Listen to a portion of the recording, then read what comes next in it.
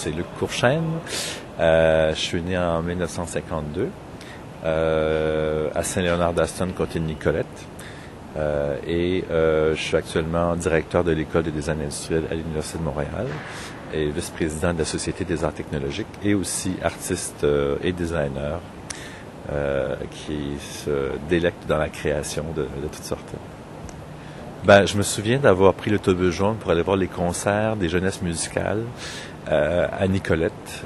C'était dans mon village, il y avait un piano dans chaque maison à peu près, puis il y avait dans ces grosses familles-là, il y avait toujours quelques-uns des enfants, surtout les filles, qui jouaient du piano. Donc, apprendre le piano, ça faisait partie un peu de la culture de ma région.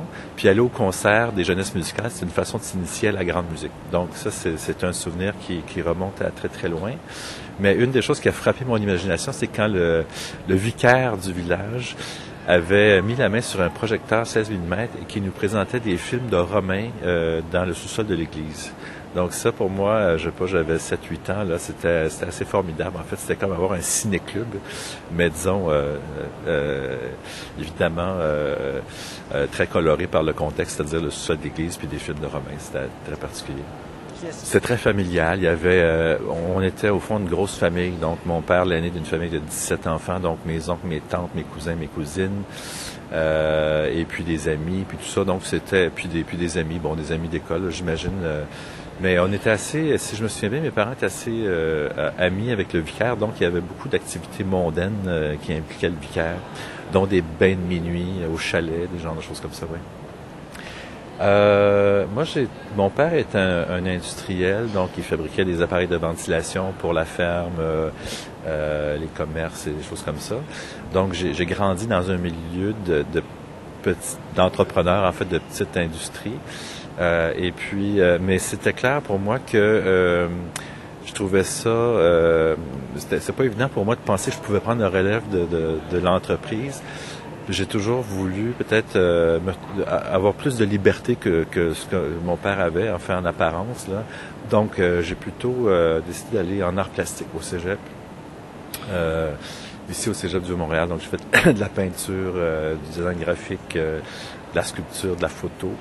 C'est dans les années 70, fin des années 60, début des années 70. Et puis, par contre, à l'université, j'avais choisi d'être un peu plus pragmatique, d'aller vers le design. Mais c'est vraiment dans le cadre de mes études de baccalauréat en design à Halifax, en Nouvelle-Écosse, que j'ai rencontré Michael Snow, qui est je pense que c'est mon mentor, en fait, celui qui m'a ouvert les yeux, qui m'a donné une passion pour la création.